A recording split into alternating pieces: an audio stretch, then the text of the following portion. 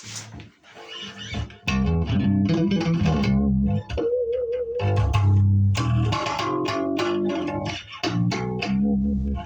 hey.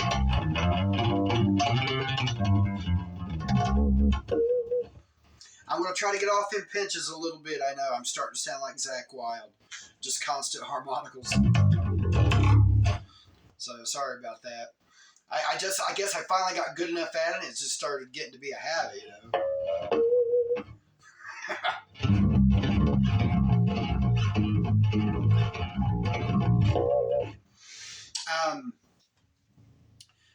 I think the biggest things that people will take away from my videos is not so much that I'm this great, outstanding player. I'm a good, competent player. I'm a professional. But I'm no Billy Sheehan. I'm no Victor Wooten. You know what I mean? Even I, right now, I'm just a student in funk bass. I still got to get that doodle-dent, doodle-dent, doodle-dent. So I still have some practices and some things to achieve. Also, my two-handed tapping technique, I'm coming along in that, but I'm still not what I would call good enough. I've given a few video examples over the years, but I'm still not where I want to be with those techniques. You know what I'm saying? So I would not even pretend to get on here and try to act like I'm some player that I'm not. There are a lot of young players doing incredible things.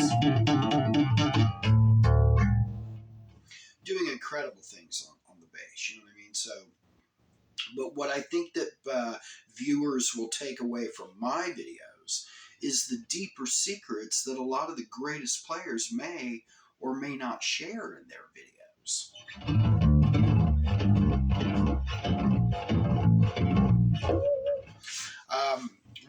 I'm sorry, it's going to take me some time to break that habit.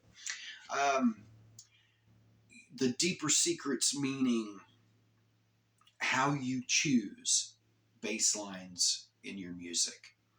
And here's how you do it. When you are playing an instrument and you got scales such as C major, a lot of teachers and a lot of music books and literature that you buy in music will talk about the C scale. Ascending and descending. They'll talk about the different positions.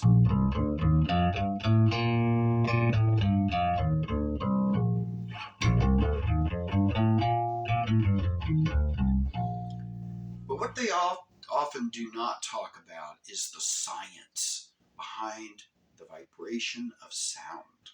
So what do I mean by that? Okay, in a scale, do, re, mi, fa, sol, la, ti, do, you got 8 notes. C, D, E, F, G, A, B, C. 8 notes. Now there's 12 notes in music. Clearly just takes 8 of them to make a scale. All right. Here's the cool part. When you look at the distance from C to C, don't think of it on the fretboard. Think of it in sound. The traveling of those notes. When you hit a string and it vibrates and you see the vibration, that is the A note traveling on the instrument. Just like we would, fret the C note. It's the same thing. All right. So we know that sound and vibration is traveling. So notes in music on the way from C up to its octave C are either consonant or dissonant. Where am I getting at? We know that C to D, D is the second note in the scale. If I say C to D, I'm obeying that law of do, re, mi, fa, sol, la, ti, do, a whole step from C to D. That vibration of sound traveled from C to D.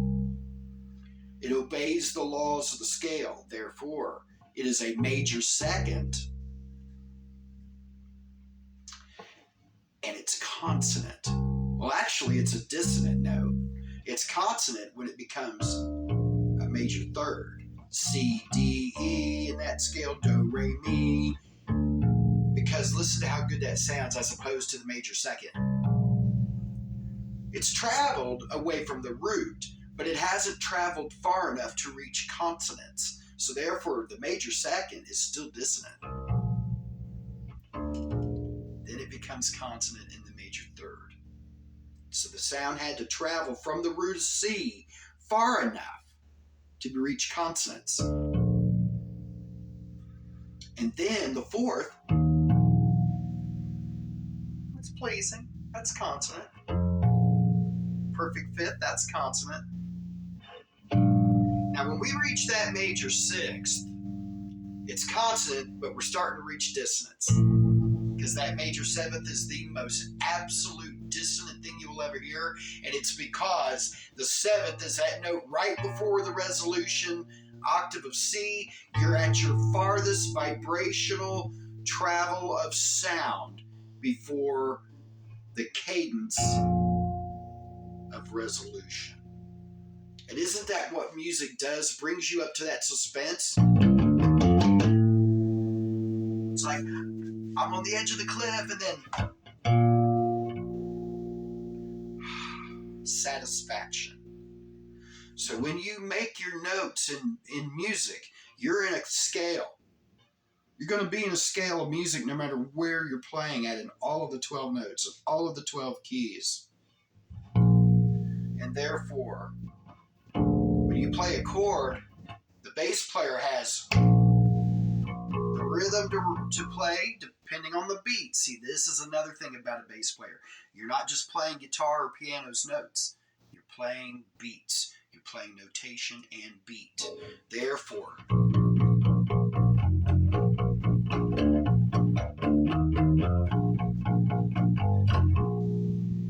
you're selecting a group of notes that are the most consonant in the chord that is played on guitar or piano. That, my friends, are the deeper secrets that I have to offer you.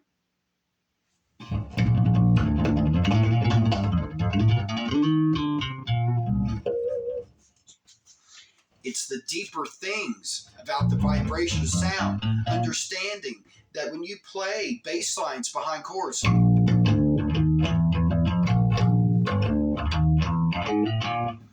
it's got to be consonant.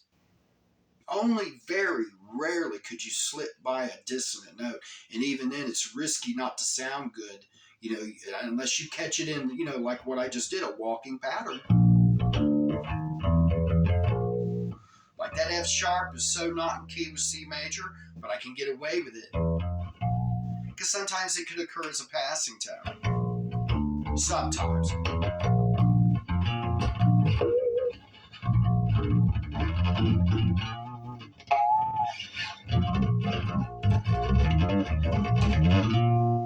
I mean,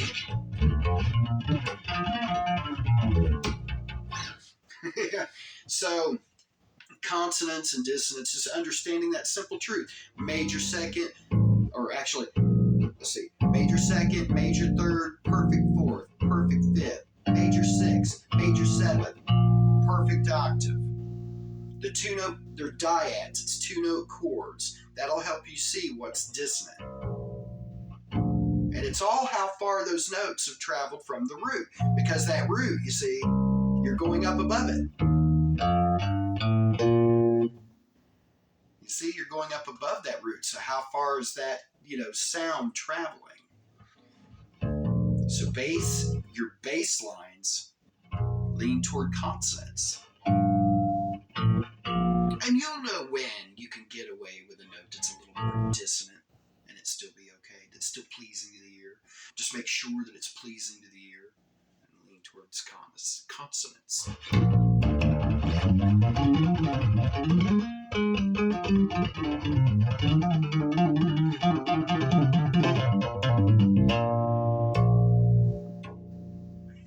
Anyway, that's all I got for now. Peace out.